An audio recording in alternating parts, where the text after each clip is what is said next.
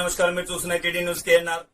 June 28, 2025 రోజున మాజీ భారత ప్రధాని స్వర్గీయ పివి నరసింహారావు గారి జయంతిని కరీంనగర్ డీసీసీ కార్యాలయంలో కాంగ్రెస్ పార్టీ శ్రేణులు ఘనంగా నిర్వహించాయి. ఈ కార్యక్రమానికి ముఖ్య అతిథులుగా కరీంనగర్ డీసీసీ అధ్యక్షులు మానకొండూరు శాసనసభ్యులు డాక్టర్ కవంపల్లి సత్యనారాయణ గారు, సుడా చైర్మన్ కుమ్మటిరెడ్డి నరేందర్ రెడ్డి గారు ఇచ్చేసి పివి నరసింహారావు గారి చిత్రపటానికి పూలమాలలు వేసి ఘనంగా నివాళులర్పించారు. ఈ కార్యక్రమంలో వీరితో పాటుగా కరీంనగర్ డీసీసీ ఉపాధ్యక్షులు మడుపు మోహన్ గారు, డీసీసీ సెక్రటరీ సయ్యద్ జమాలుద్దీన్ గారు, సీనియర్ మహిళా కాంగ్రెస్ రాష్ట్ర నాయకురాలు షేర్ల పద్మ గారు, సీనియర్ కాంగ్రెస్ పార్టీ నాయకులు వంగల విద్యాసాగర్ గారు, జూపాక సుదర్శన్ గారు, కంకణాల అనిల్ కుమార్ గుప్తా గారు, ధనాసింగ్ గారు, మూల జైపాల్ గారు, కుర్ర పోచయ్య గారు, షబానా మహమ్మద్ అనీఫ్ గారు, మహదేవుని భారతి విజయ్ గారు, శ్రీనివాస్ గారు, రమణారెడ్డి గారు, కొలగాని అనిల్ గారు, దామోదర్ గారు, నెల్లి నరేష్ గారు, శ్రీనివాస్ నేత గారు, బొబ్బిలి విక్టర్ గారు తదితర నాయకులు, కార్యకర్తలు, మహిళా నాయకురాలు పాల్గొని ఘనంగా నివాళులర్పించడం జరిగింది. ఈ సందర్భంగా డీసీసీ అధ్యక్షులు ఎమ్మెల్యే కవంపల్లి సత్యనారాయణ గారు, డీసీసీ ఉపాధ్యక్షులు మడుపు మోహన్ గారు, డీసీసీ సెక్రటరీ సయ్యద్ జమాలుద్దీన్ గారు ఈ కార్యక్రమాన్ని ఉద్దేశించి మాట్లాడడం జరిగింది. వారి మాటలోనే విందాం.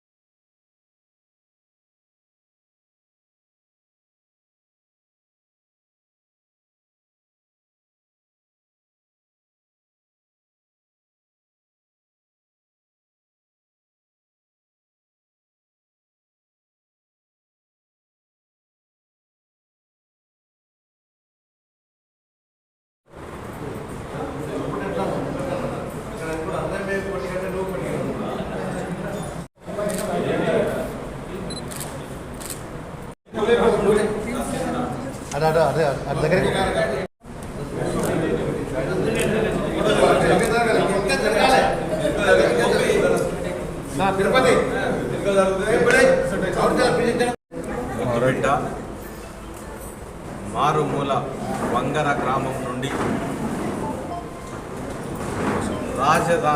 రాజధాని ఢిల్లీ వరకు వివిధ హోదాల్లో ఒక సమితి ప్రెసిడెంట్ నుంచి ప్రధానమంత్రి వరకు, ఏఐసిసి ప్రెసిడెంట్గా,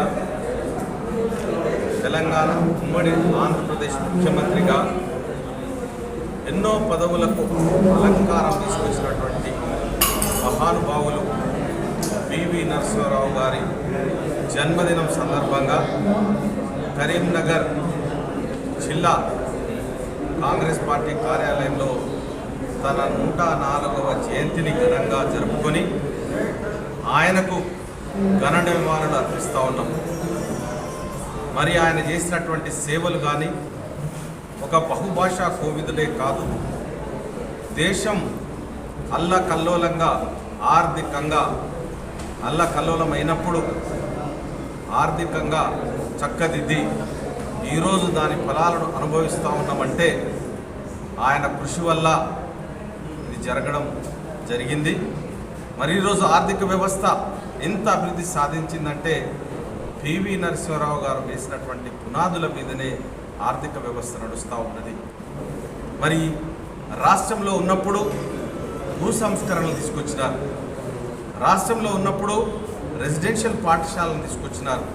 అంటే ఆయన ఆలోచన విధానం ఏ విధంగా రాష్ట్రాన్ని అభివృద్ధి చేయాలి, పేద ప్రజలకు భూములను ఏ విధంగా పంచిపెట్టాలి, పేద ప్రజల పిల్లలు చదువుకోవడానికి ఏ విధంగా మంచి రెసిడెన్షియల్ స్కూల్, అన్ని వర్గాల ప్రజలు ఒకే గొడుగు కింద చదువుకునే విధంగా చేసినటువంటి గొప్ప మహానుభావులు పివి నరసింహారావు గారు. కరీంనగర్కే వన్నె తీసుకురాలే, వంగరకే కాకుండా మంతనికే కాకుండా హనంకొండలో కూడా ఆయన ఎంపీగా ఉండే.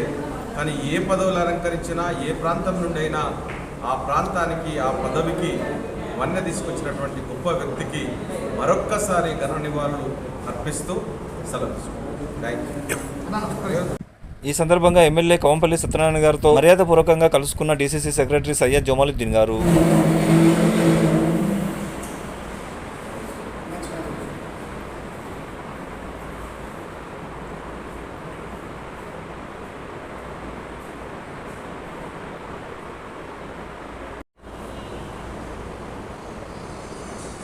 ఈరోజు కరీంనగర్ జిల్లా కాంగ్రెస్ పార్టీ కార్యాలయంలో బహుభాషా కోవిదుడు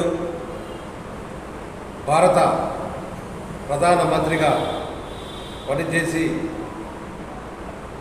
నా స్వర్గీయ శ్రీ పివి నరసింహారావు గారి జన్మదిన వేడుకలను 104వ జన్మదిన వేడుకలను మరి జిల్లా కాంగ్రెస్ పార్టీ కార్యాలయంలో ఘనంగా నిర్వహించుకోవడం జరిగింది.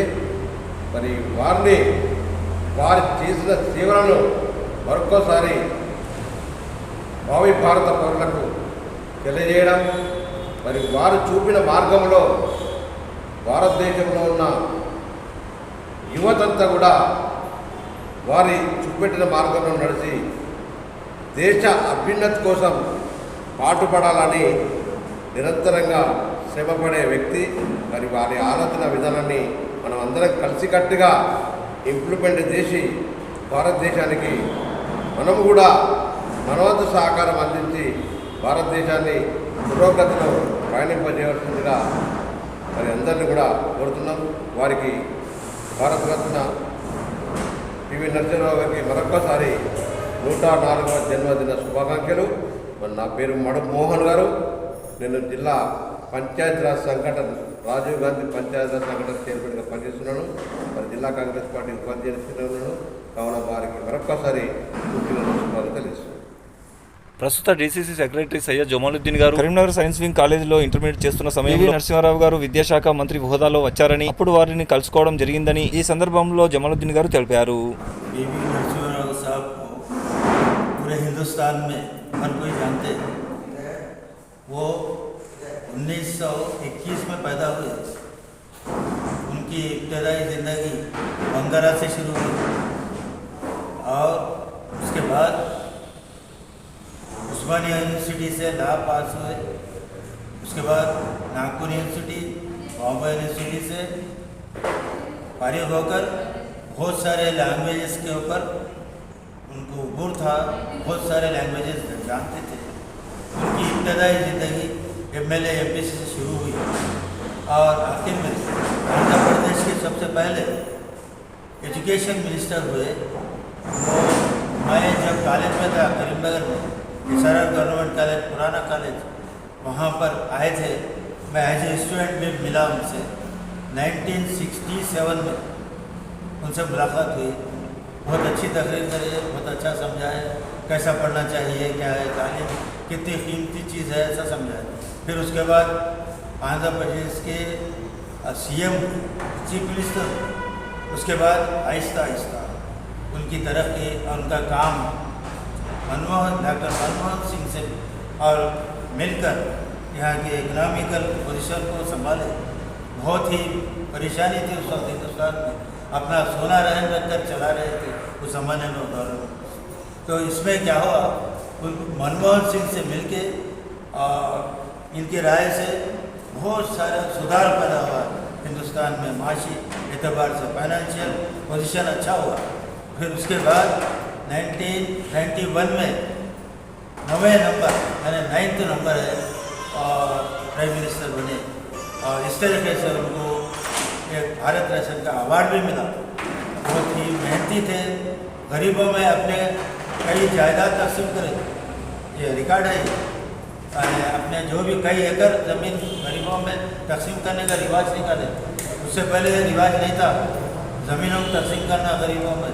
वहाँ से भी निकला, बहुत सारे ज़मीनात दिए, सब जानते पुराने लोग। तो इस तरीके से उनका 114 जो भी है बर्थडे आज का मनाया गया DCC ऑफिस में बहुत खुशी के साथ। और उनको हम हमेशा याद रखेंगे। और इस तरीके से ये मौजूदा हुकूमत भी फाइनेंशियल पोजीशन के लिए कोशिश कर रहे हैं, बहुत ही मेहनत कर रहे हैं हमारे रेवंत रेड्डी साहब।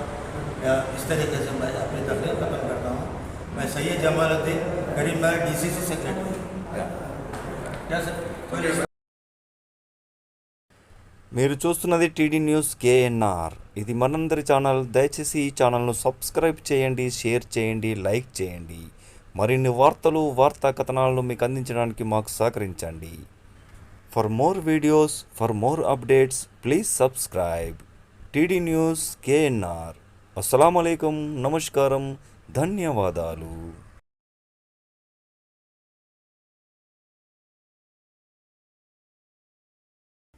Atom classes, coaching and tuitions, housing board, చౌరస్తా, కరీంనగర్.